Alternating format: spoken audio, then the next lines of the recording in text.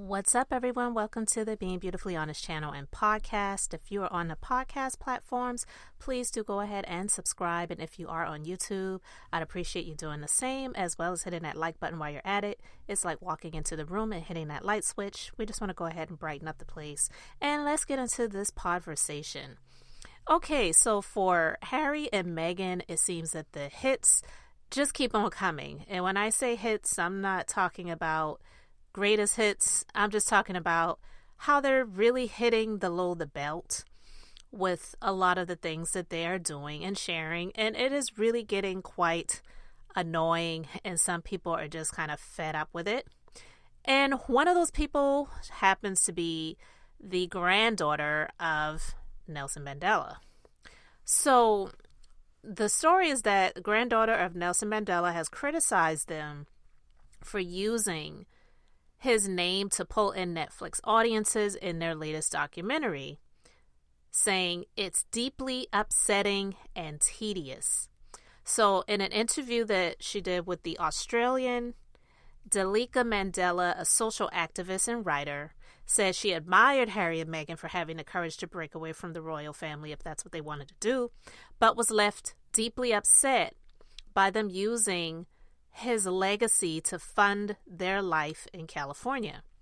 Speaking from Johannesburg about the couple's 7-part Netflix documentary, Live to Lead, released on New Year's Eve and inspired by the anti-apartheid campaigner, she said the prince needed to follow his own script. Harry needs to be authentic and stick to his own story. What relevance does Granddad's life have with his? She said. I don't believe he nor Meghan have ever properly met Granddad, maybe when Harry was young at Buckingham Palace, but they're using his quotations in the documentary to draw in people and make millions without the Mandela family benefiting. I know the Nelson Mandela Foundation has supported the initiative, but people have stolen grandfather's quotes for years and have used his legacy because they know his name sells. Harry and Meghan are no different from them. I admire Harry for having the confidence to break away from an institution as iconic as the royal family. Granddad rebelled against an arranged marriage to find his own path in life. But it comes at a price. You have to then fund your own life. I've made peace with people using Granddad's name, but it's still deeply upsetting and tedious every time it happens. During a visit in 2015, Prince Harry told the Nelson Mandela Center of Memory, quote, I was fortunate enough to meet Madiba a number of years ago, and I have treasured that memory ever since. Last July, he revealed he has a picture of his mother with Mandela on his wall as he paid tribute to the anti-apartheid hero on Nelson Mandela International Day. Diana, Princess of Wales, met Mandela in Cape Town just 3 months before her death in 1997. Harry observed his mother's, quote, cheekiness in the image as he paid tribute to the former South Africa president during a keynote speech at the UN headquarters in New York. He said, on my wall and in my heart every day is an image of my mother and Mandela meeting in Cape Town in 1997. The photo was presented to me by the late Archbishop Desmond Tutu. When I first looked at the photo straight away, what jumped out was the joy on my mother's face, the playfulness, cheekiness even. The pure delight to be in communion with another soul so committed to serving humanity. And then I looked at Mandela. Here was a man with the weight of the world on his shoulders. Yet in that photo and so many others, he's still beaming, still able to see the goodness in humanity, still buoyant with a beautiful spirit that lifted everyone around him. So the story is that the couple's latest series is part of a multi-million-dollar deal with Netflix. Before the release of Live to Lead, which profiles 7 leaders as defined and picked by the couple, Netflix chronicled their exit from the royal family and Harry and Meghan, which was the most watched documentary in the streaming platform's history. In the 6-episode series, rolled out in 2 installments, the couple criticized the monarchy and British media, claiming palace aides were prepared to lie to protect Prince William, but not them. The Duke also accused the publishers of the UK's Mail on Sunday of causing his wife to miscarry. And you know, we talked about that in a previous conversation where I feel like that's just bullcrap. So among those profiled in Live to Lead, which was produced in collaboration with Nelson Mandela Foundation, are the late Mandela, Ruth Bader Ginsburg, the late U.S. Supreme Court judge, and Greta Thunberg, the environmental activist. Jacinda Ardern, the Prime Minister of New Zealand, agreed to be interviewed years ago by the foundation, quote, producing resources for future leaders with the focus on young leaders. She recently tweeted that first she knew of her being drawn into the Sussexes project was when Netflix released the trailer for Live to Lead, which launched on Sunday. A documentary called Heart of Invictus about the Duke's Invictus Games is also due to release next year. Live to Lead comes ahead of the publication of the Duke's memoir, Spare, on January 10th. So, Meghan claimed in a recent interview that a South African cast member from The Lion King's 2019 production had told her the nation celebrated her wedding just like they did Mandela's release from jail in 2013. I'm sorry, I'm laughing at that because, okay, maybe that person did that told her that the nation celebrated her wedding. Maybe that person celebrated it, but the nation celebrated her wedding just like they did Mandela's release from jail. That is like blasphemy. Are you freaking kidding me? And the fact that she had the nerve to say that in an interview. Okay, girl. So, Miss Mandela, head of the Thembekele Mandela Foundation, said the apartheid hero's release from jail was the culmination of nearly 350 years of struggle in which generations of our people paid with their lives, and their marriage, meaning Prince Harry and Meghan, can never be compared to the celebration of Granddad's release. And I stand and applaud that. I stand and applaud what she said there, because that is just absolutely ridiculous that she had the nerve to say that. She said that's chalk and cheese. There is no comparison.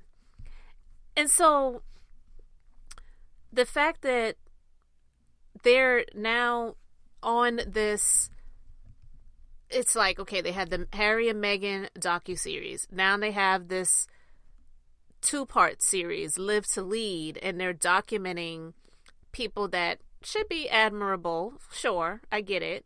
But you're using them for yourself to make money.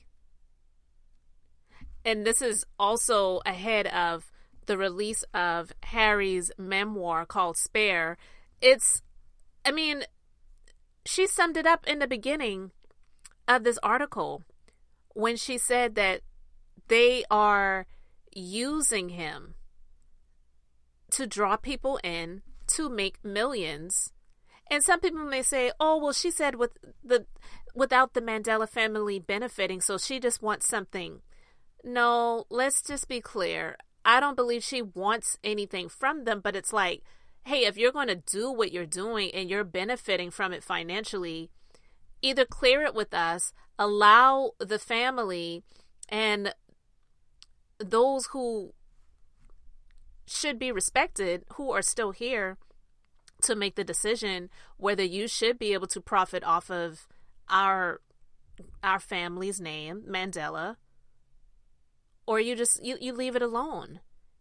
And everything that they're doing, it is about making money. This isn't something that they're doing as a charitable thing, or they just want to get the information out there. People need to know so that they can get more information and education about these people who have lived to lead, so to speak.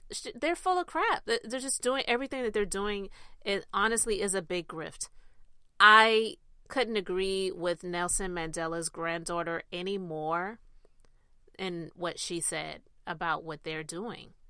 And so at this point, I try to give Harry the benefit of the doubt and say, oh, he's just supporting his wife and this is what she wants to do. And because he's no longer being supported by the palace and the royal family, this is, what is he going to do? Go get a job at McDonald's? Like, this is the way they have to make money.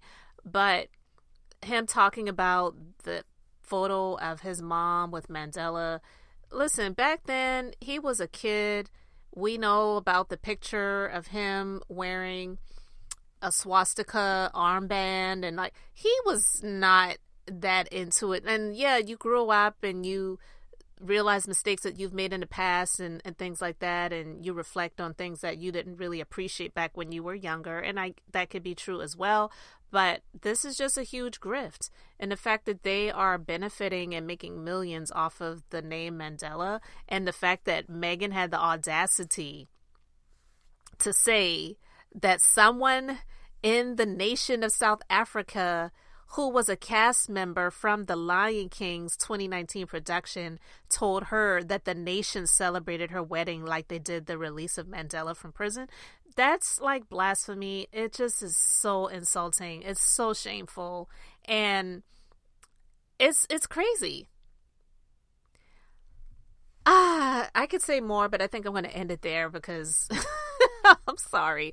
The part about the nation of South Africa celebrating her and Harry's marriage like they did the release of Mandela from prison is so insulting. I don't think I can even say anything after that. That is just so ridiculous. And it shows the narcissism.